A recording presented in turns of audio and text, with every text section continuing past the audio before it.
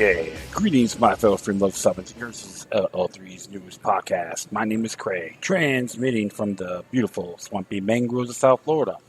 And today's date, Monday, May 1st, 2017. Yes, you're going to see people talk about murder, murder, murder, murder.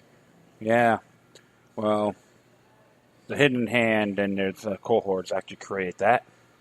So it's another facade for all those folks that want to say, fight for justice for May Day. Should be every day be fighting for social justice, personal freedom. Yeah, so everyone's talking about Donald Trump and Andrew Jackson with the so-called Civil War. And what really gets me is like, when did these idiotic TV networks still call it a Civil War, which the 13 states, the original 6, and it became 13, became the Confederate States of America. That was considered a new country. So what is so civil about that? All right, yeah, they'll go rag on Trump, saying by Andrew Jackson, this and that. There's claims that he maybe had dementia. I don't know. It's just a claim. Lord willing, it's not the case. But when I see the Counterfeit News Network talk about that in the Civil War, it's like I get to take a dump, go in the toilet, flush it down. I find it more of an accomplishing moment than watching them. Oh yeah, international talk press about DXL. Do you expect more bad blood between the Orioles and the Red Sox? Hey, get those ratings going. You need those ticket revenues, man. Hey, if you're a merchant, I'll make shirts like that. The Sox strangling the bird and vice versa. Entertainment, my friends. Another red-hot rivalry. I guess too much of the Yankees, Red Sox, the rivalry has simmered maybe a little bit. So they got to try to find a new function to get people's attention, to manifest and possibly distract. When we're on sports, it's just entertainment. A lot of good people do get injured, seriously injured and all that. I'm just really curious. Yeah, it's warm out here. I'm at CJ's Java Lounge, located at 400 Southwest 1st Avenue, along the beautiful New River of Fort Lauderdale, Florida. Southwest corner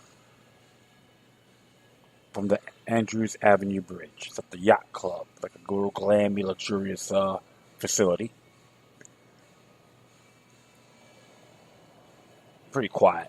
Hey, if you're in Fort Lauderdale, come on in. Don't be shy, all right? Okay, I want to make this one pretty brief. Don't know why, just one of those days, I would say. This came out yesterday by Kurt Nemo for Another Day in the Empire. Trump is running out of bombs. I like how he said that. The Donald is bombing so many countries so often he's running bombs. Critical munitions shortfalls are my top fighting concern, says U.S. Pacific Commander Admiral Harry Harris. We must contain our capability to operate in contested environments.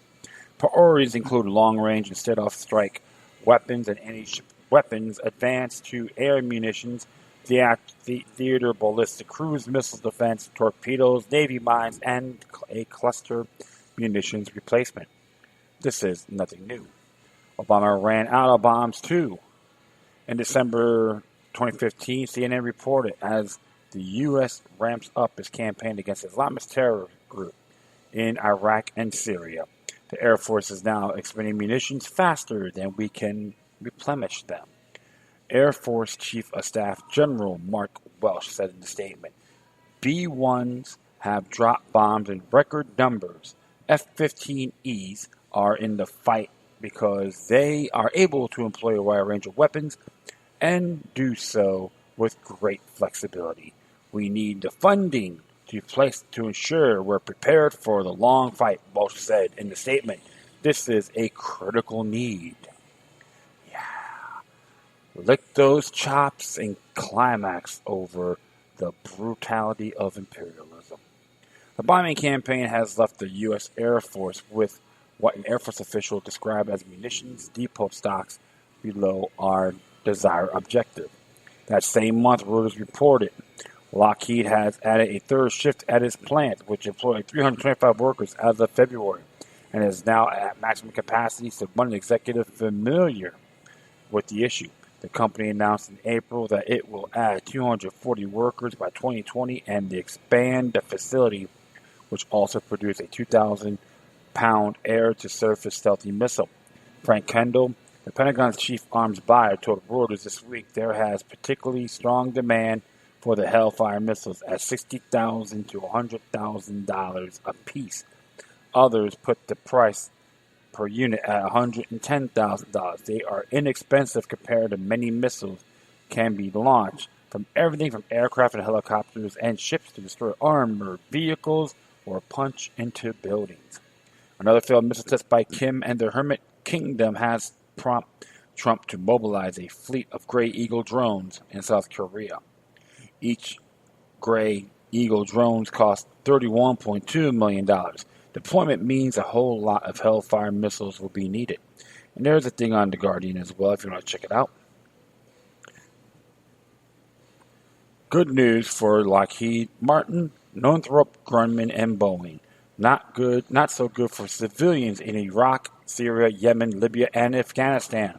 Evidence gathered on the ground in East Mosul points to an alarming pattern of U.S.-led coalition strikes which have destroyed the whole houses with entire families inside. Donella Rivera, senior crisis response advisor at Amnesty International, told Newsweek in March. The high civilian toll suggests that coalition forces leading the offensive in Mosul have failed to take adequate precautions to prevent civilian deaths in flagrant violation of international humanitarian law. According to Air Wars, the U.S. has conducted over 20,000 airstrikes in Iraq, Syria, and Libya, dropped 79,649 bombs and missiles, killed at a minimum 3,164 civilians as of April 30th. There's a tweet on that. Hooray for imperialism. How impressive is it? Help all you folks out there that still want to worship your God. And I say that in good taste. That he can make this happen. This is just a real shame. Well, a lot of folks still believe that no matter what part of the gang you're in, whether it's the jackass or the elephant, they still manifest and pray for the empire. And they don't know why. Yes, my friends. When will this kind of stop? We can make it stop. Start decentralizing, including the Federal Reserve, because the banksters love to control us and create more wars for their lustful desires. You know what? That's nothing new at all. And it is very disturbing, to be exact. I say support true peace, security, and spiritual prosperity, not through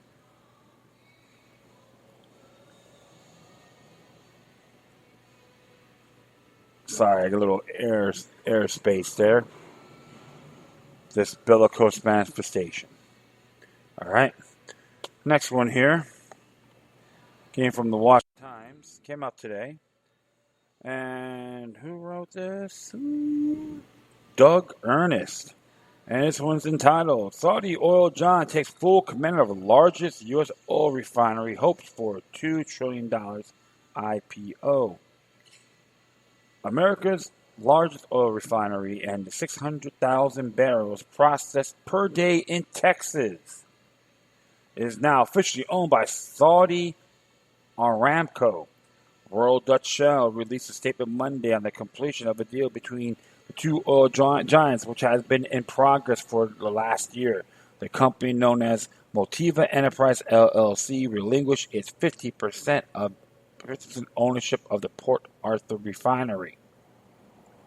Saudi Aramco, though its wholly owned Saudi Refinery Inc. subsidiary, assumes full position of the Motiva Enterprise LLC name and legal entity, including a refinery at Port Arthur, Texas, and 24 distribution terminals. The company's statement said, additionally, Motiva has the right to exclusively sell Shell-branded gasoline and diesel in Georgia, North Carolina, South Carolina, Virginia, Maryland, Washington, D.C., as well as the eastern half of Texas and the majority of Florida. Oh, yeah. The Gulf Coast refinery deal comes less than 2 months after President Trump met with the Deputy Crown Prince Mohammed bin Salman at the White House. This meeting is considered a historical turning point in relations between both countries, which has passed through a period of divergence of views on many issues. Senior advisor to Prince Mohammed said in a statement released March 14th, the meeting today restored issues to their right path and have formed a big change in relations between both countries in political, military, security, economic issues. Saudi Arabia is hoping the Aramco IPO in 2018 will be valued at a stunning $2 trillion. CNN reported Monday the kingdom continues to grapple with low oil prices and bloated budget, making it critical that the Aramco IPO goes off without a hitch. Hooray, hooray, hooray. Yeah, we don't care about human rights. We can still work together. How astute.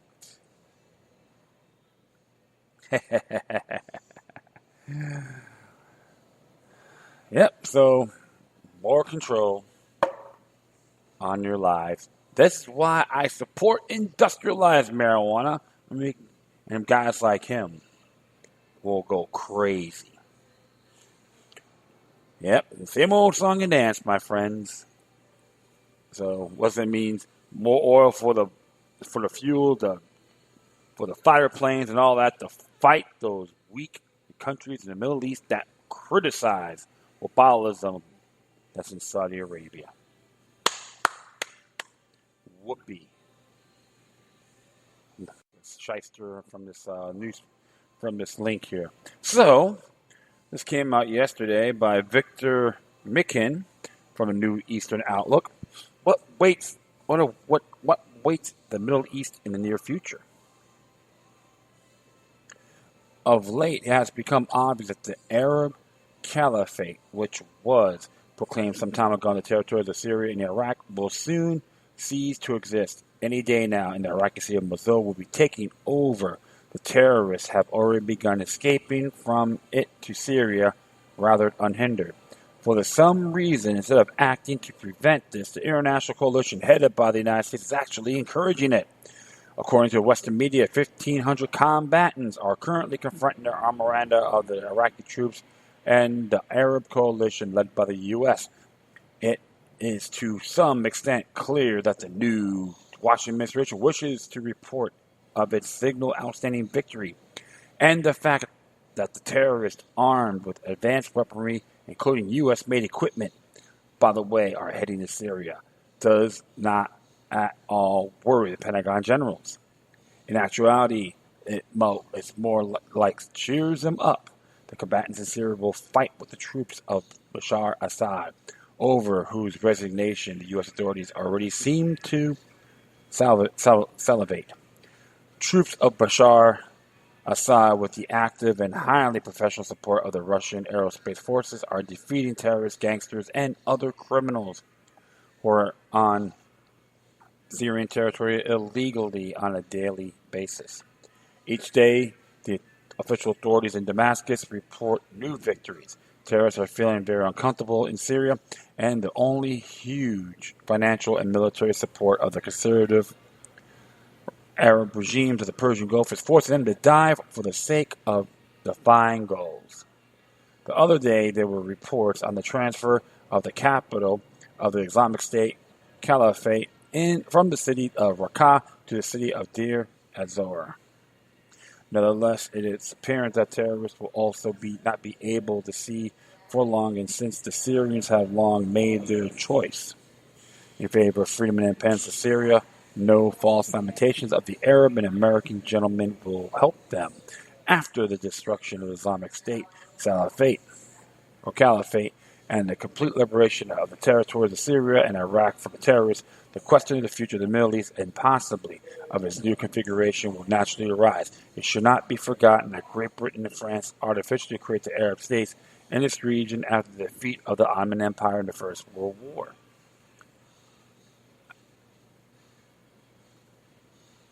Ooh.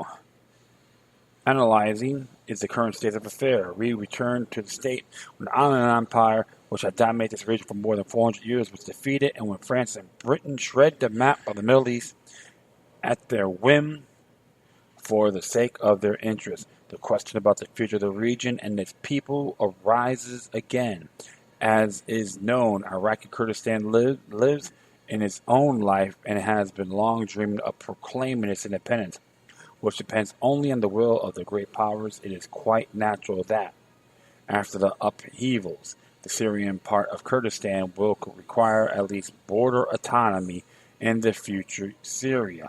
In the course of time, it will negotiate some sort of unification with its Iraqi brothers.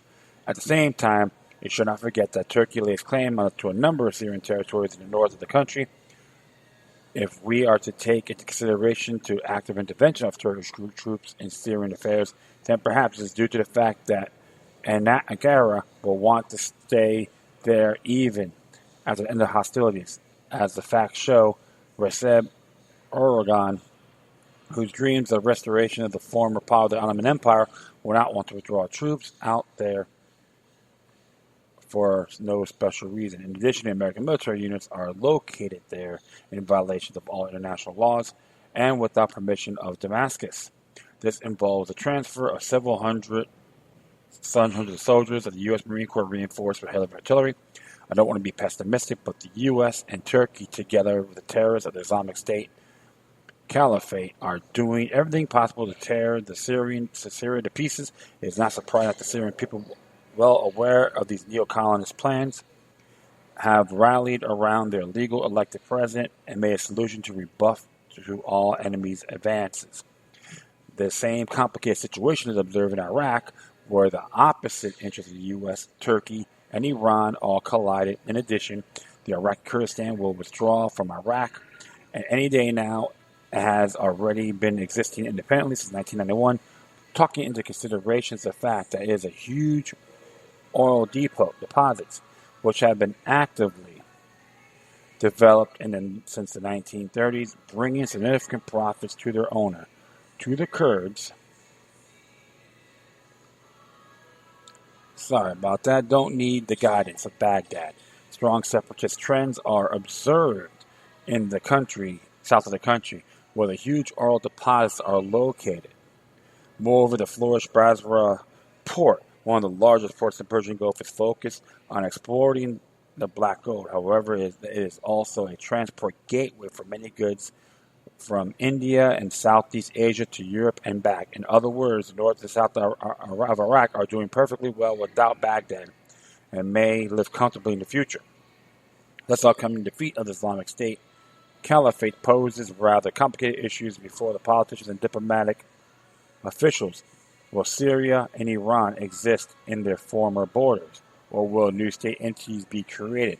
Apparently, the population of these countries should play the main role in this issue, without handing over complete control of their fate to greedy and deceitful overseas powers as it did before.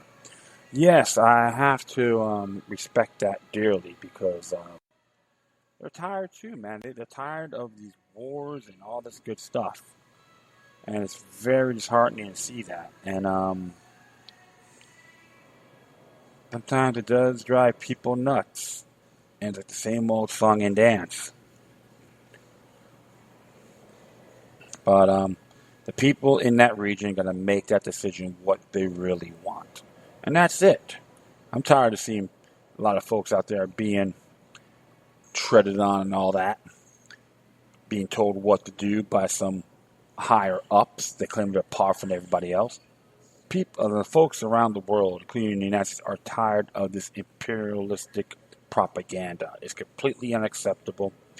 Let them be. I know the people in Turkey, they don't want to.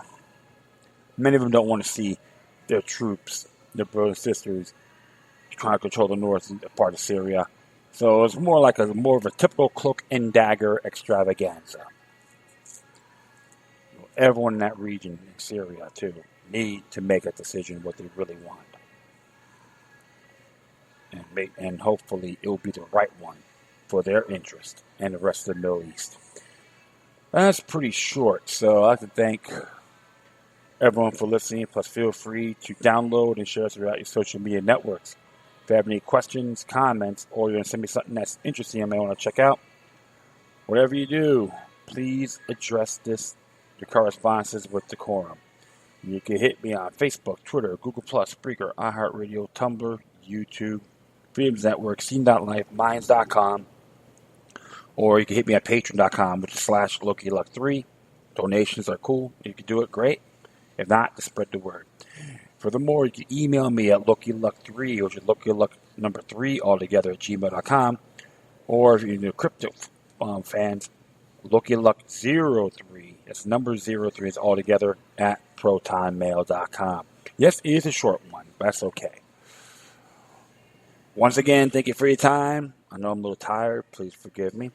But always remember that the demoniac resistance is healthy for the soul and can liberate humanity. Until next time, take care of yourselves. Keep on spreading the love, and may your guardian spirits be with you.